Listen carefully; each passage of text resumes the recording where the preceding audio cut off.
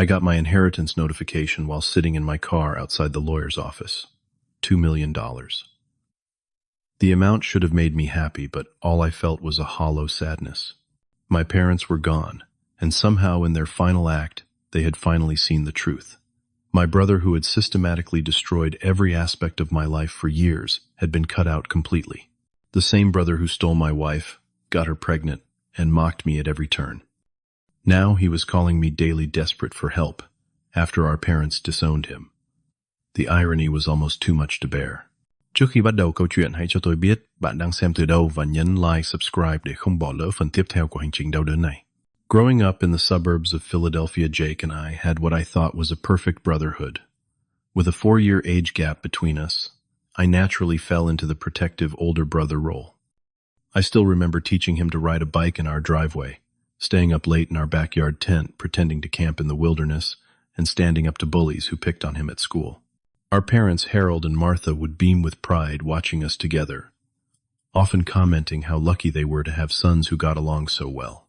As a teenager, I never minded when Jake followed me around trying to dress like me or copy my mannerisms. I found it endearing, even flattering, that my little brother thought so highly of me.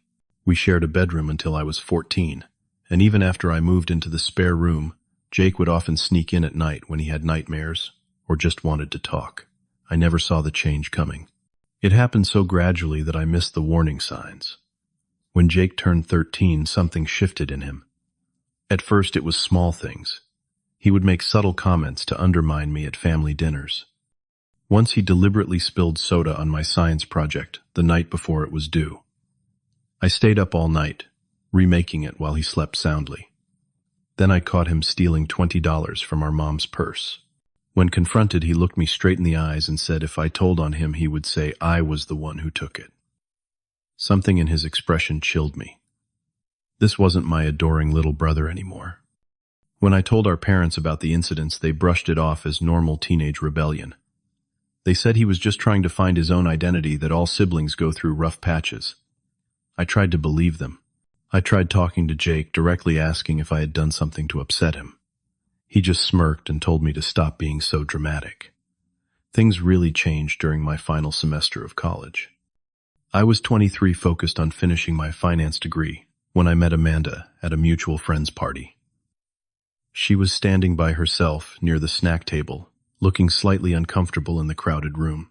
I offered her a drink, and our conversation flowed effortlessly from that moment on. Amanda was everything I had ever wanted.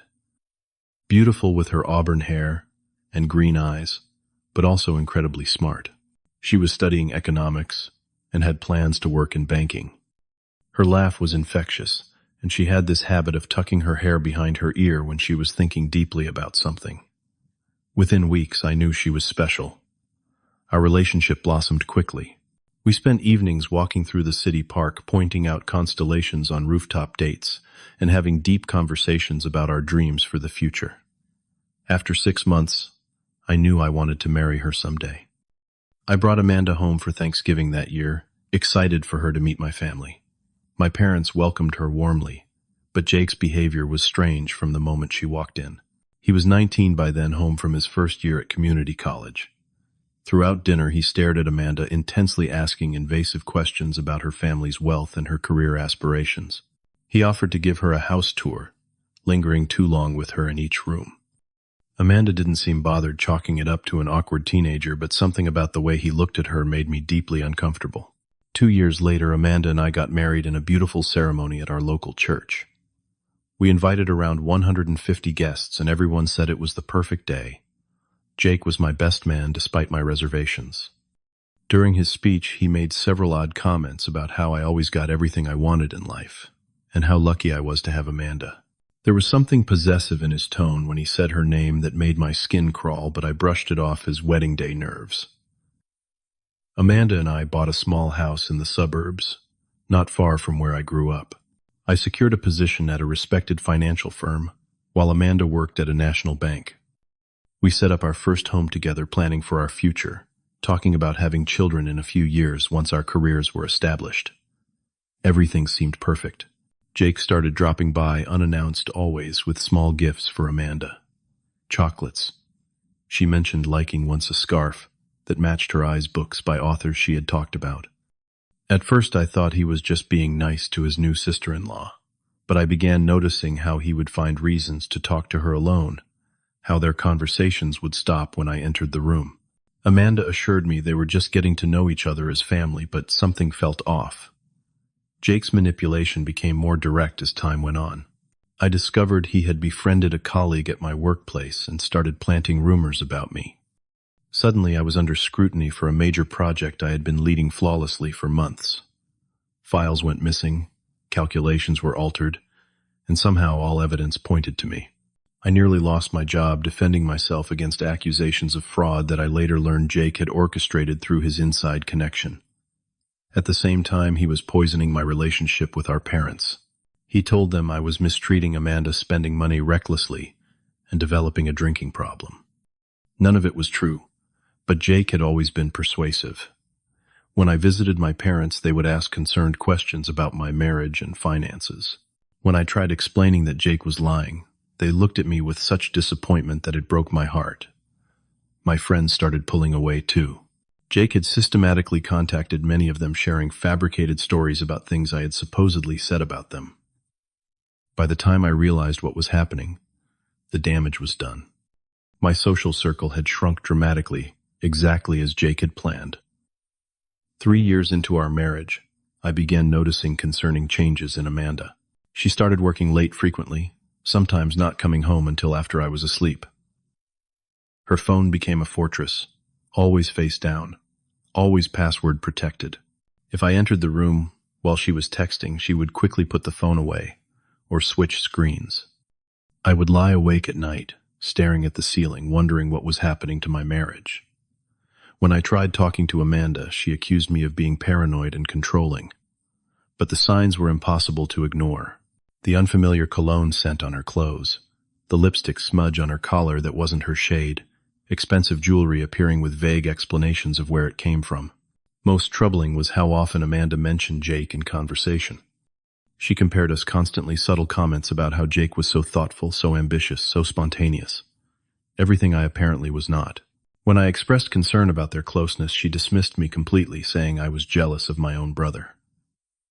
Meanwhile, the rift between me and my parents grew deeper.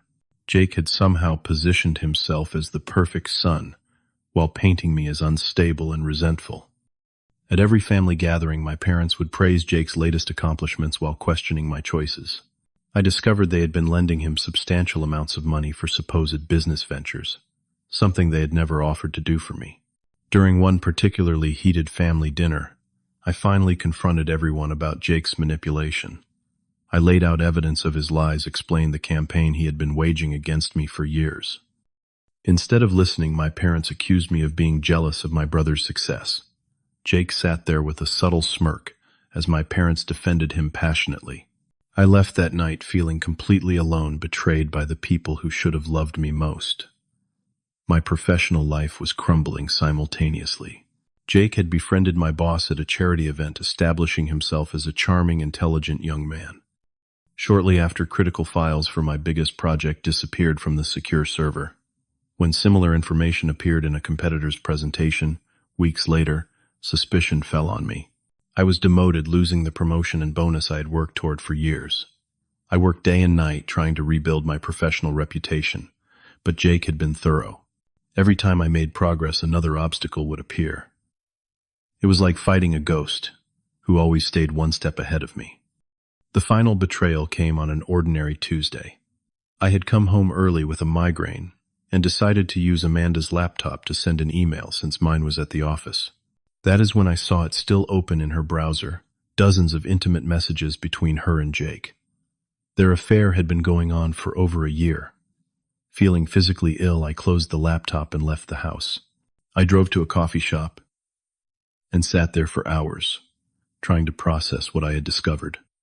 The next day, I followed Amanda after work and watched as she met Jake outside a downtown hotel. I sat in my car, hands gripping the steering wheel, until my knuckles turned white as my wife and brother embraced passionately before disappearing inside together. The pain was indescribable, like something physical had broken inside me. My entire world, Everything I believed about my life and relationships shattered in that moment. But instead of confronting them immediately, I made myself wait. I needed evidence. No one could deny proof that would finally expose Jake for who he truly was. For the next 2 weeks, I documented everything. I took photos, saved text messages, recorded dates and times. I built an undeniable case that would finally show everyone the truth about my brother and my wife. 4 years into our marriage, Amanda announced she was pregnant. My initial reaction was joy, quickly followed by suspicion. We had been using contraception consistently, and Amanda had always insisted she wanted to wait a few more years before starting a family. When I suggested early genetic testing, Amanda became defensive, saying she wanted everything to be natural. The real reason became clear when I secretly collected DNA samples and had them tested. The results confirmed my worst fears. I was not the father of Amanda's baby. I waited until I had processed my emotions before confronting her. One evening, I laid out all the evidence of her affair with Jake, including the paternity test results. For once, Amanda did not deny anything. Tears streaming down her face, she admitted the affair had been going on for 2 years. "He understands me in ways you never could," she said the words, cutting into me like knives. "Jake has plans for us that you could never match."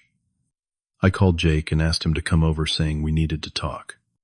When he arrived, his confident smirk vanished upon seeing the evidence spread across our dining table. The three of us sat there, the truth finally exposed in the open. "Why?" I asked him simply. "I was always there for you. I protected you, supported you. What did I ever do to deserve this?" Jake laughed, a cold sound devoid of any remorse. "You had everything handed to you. The golden child, the perfect son. Mom and Dad always loved you more. I spent my life in your shadow, watching you get everything I wanted. So I decided to take it all away, piece by piece. And the best part, Amanda came willingly. She was so easy to convince that you were not good enough for her." I felt a strange calm wash over me. Years of pain and betrayal crystallized into perfect clarity. I did not raise my voice. I did not throw things or make threats. Instead, I stood up straight and spoke with quiet dignity. "I want both of you out of my house within 24 hours. Amanda, my lawyer, will contact you about the divorce. Jake, I hope whatever you think you have won was worth destroying your brother." The divorce process dragged on for 6 painful months. I chose to handle it with as much dignity as possible, providing the infidelity evidence to my lawyer, but not broadcasting it publicly. Some friends stood by me, finally seeing through Jake's lies, while others remained distant, still believing the rumors he had spread. Amanda moved in with Jake, and they flaunted their relationship on social media, posting about their happiness and the upcoming baby. Each picture felt like salt in my wounds, but I refused to engage or respond. I focused, instead, on rebuilding my life, one piece at a time. Living alone in what had been our marital home, I experienced both crushing loneliness and surprising freedom. Without Amanda's criticism and Jake's constant sabotage, I could finally breathe again. I began the slow process of rediscovering who I was outside of their toxic influence. 8 months after the divorce was finalized, I ran into my mother's best friend Judith at the grocery store. She hesitated when she saw me, then approached with genuine concern in her eyes. "Ashford, I have been wanting to talk to you for months. There are things about Jake you need to know."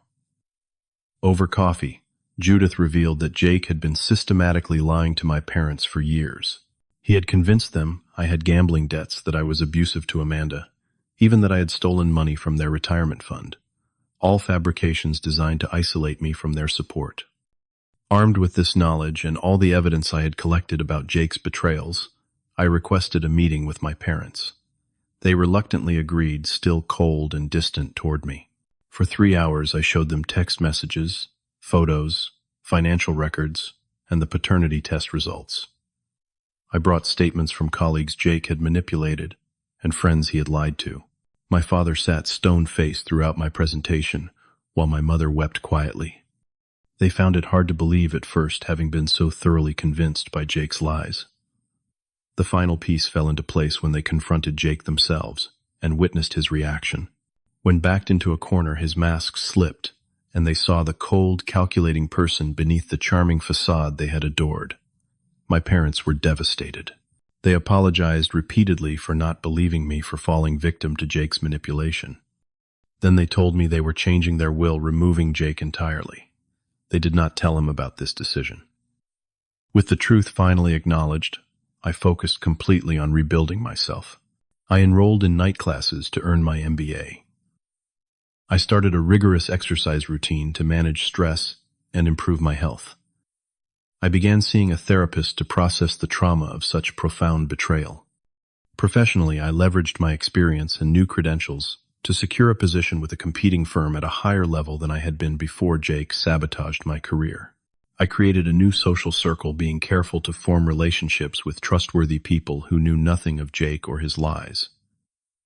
Through mutual friends, I heard that Jake and Amanda's relationship was falling apart. They fought constantly, and Jake had become physically abusive as his frustration grew. 3 months after their baby was born, Amanda left in the middle of the night, abandoning both Jake and their infant son. No one knew where she had gone. Jake, unable to care for a child, and with no support system left, spiraled downward. He lost his job, then his apartment. 2 years after Amanda left, our parents died in a car accident returning from a vacation. The lawyer informed me that they had indeed changed their will, leaving their entire estate valued at approximately $2 million solely to me. 3 days after the funeral, which Jake attended but remained distant at, I received his desperate phone call, the first direct contact we had had in 3 years. "Ashford, I know I have no right to ask you for anything." Jake's voice cracked as he spoke, desperation evident in every word, "but I have nowhere else to turn. Amanda left me for some rich guy she met at work. She just disappeared one night and left Tyler with me. He is 2 years old now, and I cannot give him what he needs. I lost my job 6 months ago. We got evicted last week. I have been sleeping in my car with Tyler. I remained silent, listening to the brother who had systematically destroyed my life. Now beg for my help. I know Mom and Dad left everything to you," he continued. "I do not blame them. What I did, I cannot explain it. I was sick with jealousy. I always have been. But Tyler is innocent in all of this. He needs a stable home, proper food, clothes that fit. Could you help us just temporarily? Maybe a small part of the inheritance? A place to stay until I get back on my feet." His voice broke completely then. "I am so sorry, Ash, for everything. I know words mean nothing after what I did to you, but I am truly deeply sorry." After hanging up, I sat in my home office for hours, struggling with conflicting emotions. Part of me felt vindicated, even satisfied, seeing Jake finally face consequences for his actions. Another part remembered the little brother I had once loved, before jealousy consumed him. And then there was the child, my nephew, suffering for sins he had no part in. I called my closest friend Michael, who had stood by me throughout the entire ordeal. "He destroyed everything I cared about," I told Michael. "My marriage, my relationship with our parents, my career. He took it all without remorse. Why should I help him now?" "The question is not whether he deserves your help," Michael replied. "It is whether you want to be the kind of person who turns away a child in need regardless of who their father is." That night, I could not sleep. I kept thinking about Tyler, innocent and vulnerable, sleeping in a car with a father who had proven himself capable of tremendous cruelty. I thought about what true forgiveness might look like, not for Jake's sake, but for my own peace of mind. The next morning, I called my therapist for an emergency session.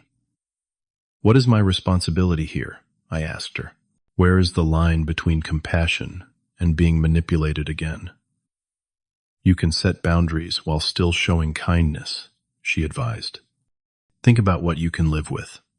What decision will you look back on in 10 years and feel at peace with?" After days of reflection, I made my decision. I would help Tyler, directly setting up a trust fund for his education and basic needs.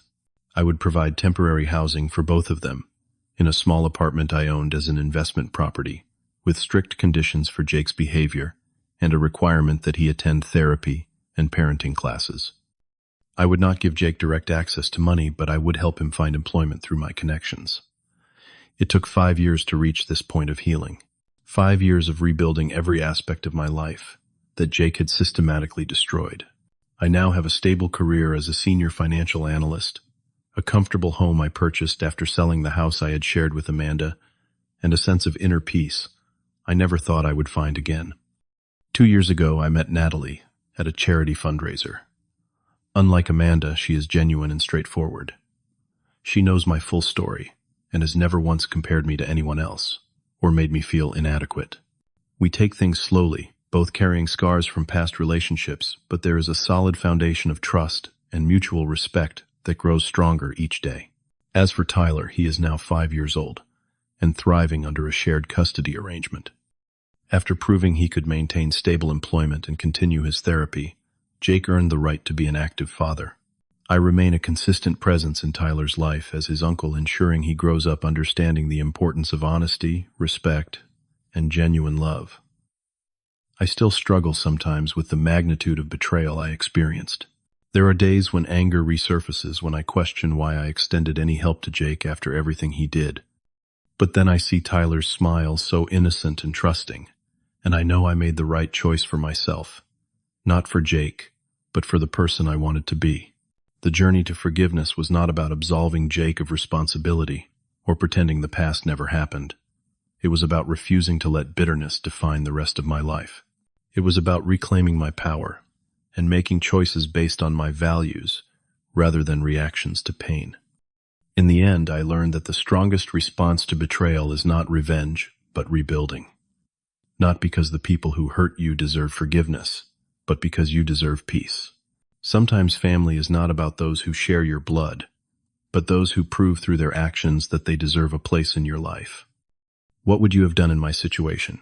Would you have helped your brother after such a profound betrayal, or would you have closed that door permanently? Share your thoughts in the comments below, and if this story resonated with you, please like, subscribe, and share with others who might find strength in it. Thank you for listening to my journey, and remember that even from our deepest wounds, healing is always possible.